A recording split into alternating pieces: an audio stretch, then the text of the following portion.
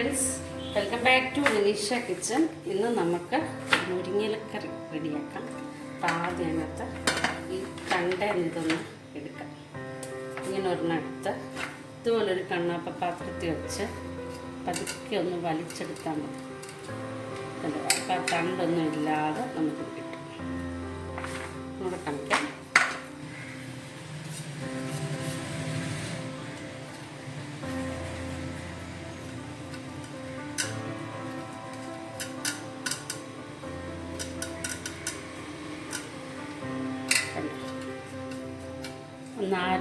അതിൻ്റെ ഈ ഭാഗമൊന്നും ഇതിനകത്ത് വീഴാതെ നമുക്ക് എല്ലാം റെഡി ആകുമ്പോഴത്തേന് നമുക്കൊരു 4 ടേബിൾ സ്പൂൺ പരിപ്പെടുത്തിട്ടുണ്ട്. ഒത്തിരി പരിപ്പിടണ്ട, മുരിങ്ങയില ഏറെയും പരിപ്പ് കുറവും മതി.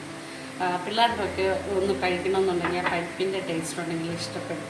അപ്പം നമുക്ക് ഞങ്ങൾക്ക് നന്നായിട്ട് കഴുകിയെടുത്ത് വെള്ളത്തിലിട്ട് കുതിർത്തെടുത്ത് പരിപ്പ്, എന്നിട്ട് ഇത് 4 ടേബിൾ സ്പൂൺ ഉണ്ട്. ഇത് നമുക്ക് കുക്കറിലിട്ട് നന്നായിട്ടൊന്ന് വിസിലടിച്ചെടുക്കാം. നമുക്ക് മുരിങ്ങയിലക്കറിക്കുള്ള അരപ്പൊക്കെ ഒന്ന് റെഡിയാക്കി എടുക്കാം. ഇവിടെ തേങ്ങ ഞാൻ 1 മുറി തിരുമ്മി എടുത്തിട്ടുണ്ട്. പക്ഷെ 1 മുറി കൂടുതൽ എടുത്താലും കുഴപ്പമൊന്നുമില്ല, ടേസ്റ്റ് ആയിരിക്കും. പിന്നെ ഒരു 2 വെളുത്തുള്ളി, ഒരു വറ്റൽമുളക്, ചെറിയ ഉള്ളി, 1/4 ടീസ്പൂൺ ജീരകം. ഇത് നമുക്ക് നന്നായിട്ടൊന്ന് അരച്ചെടുക്കാം. നമ്മളിനി മുരിങ്ങയിലക്കറി റെഡിയാക്കി അരപ്പെല്ലാം അരച്ച് റെഡിയാക്കി വെച്ചിട്ടുണ്ട്. കടുക് ചേർത്ത് കൊടുക്കാം. വേണമെങ്കിൽ പിന്നെ വേണമെങ്കിലും കടുക് വറുത്ത് ചേർക്കാം. പക്ഷെ ചെറിയ ഉള്ളി ചേർക്കാം. ഒരു 10-15 ചെറിയ ഉള്ളി അരിഞ്ഞെടുക്കാം. ഇനി 3 പച്ചമുളക്. അതൊക്കെ എരിവിൻ്റെ അവനവൻ്റെ ഇഷ്ടത്തിനാണ് കേട്ടോ. എരിവ് കുറച്ച് മതിയെങ്കിൽ 1 പച്ചമുളക് ചേർത്താലും മതി.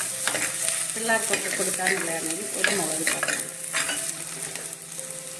ഇനി നമുക്ക് 2 വറ്റൽമുളക് ചേർക്കാം.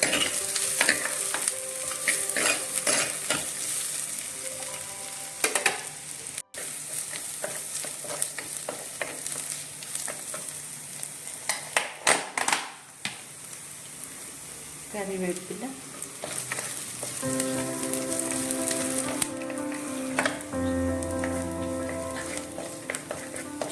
ചൂടൊന്ന് വഴണ്ടോട്ടെ. ഉള്ളിയല്ലേ, ഒത്തിരി വഴണ്ടു പോയാൽ പിന്നെ മധുരമായിരിക്കും. ഒരു മീഡിയം ലെവൽ.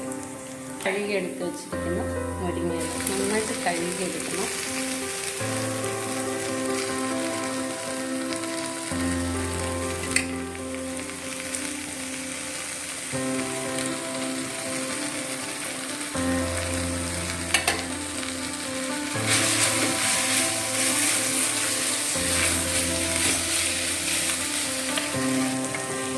നമുക്കൊരു 1/2 ടീസ്പൂൺ മഞ്ഞൾപ്പൊടി ചേർക്കാം.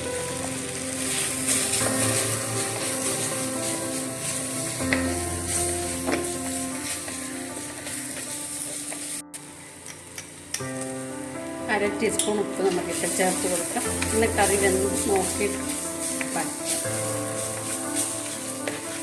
അരച്ച് വെച്ചിരിക്കുന്ന അരപ്പ് ചേർത്ത് കൊടുക്കാം.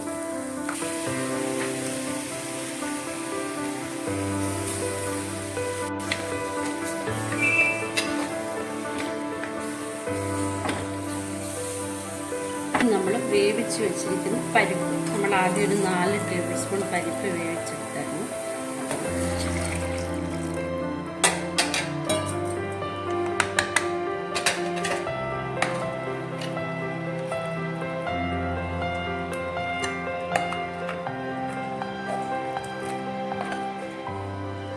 നമ്മൾ മിക്സിയുടെ ജാറിട്ട് ചൂടുവെള്ളത്തിൽ ഇച്ചിരി വെള്ളം ചേർക്കാൻ നല്ല കൊഴുപ്പുണ്ട്.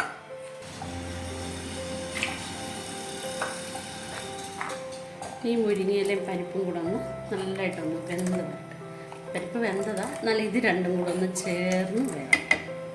അപ്പോൾ കറിയൊക്കെ നന്നായിട്ട് തിളച്ച് വന്നിട്ടുണ്ട്. മുമ്പേ നമ്മൾ ഇച്ചിരി ഉപ്പൂടെ ചേർത്തതിൻ്റെ കൂടാതെ ഒരു 1/4 ടീസ്പൂൺ ഉപ്പൂടെ ചേർക്കാം. നമ്മുടെ മുരിങ്ങയിലക്കറി റെഡിയായി. നമ്മൾ മുരിങ്ങയിലക്കറി റെഡി ആയിട്ടുണ്ട്.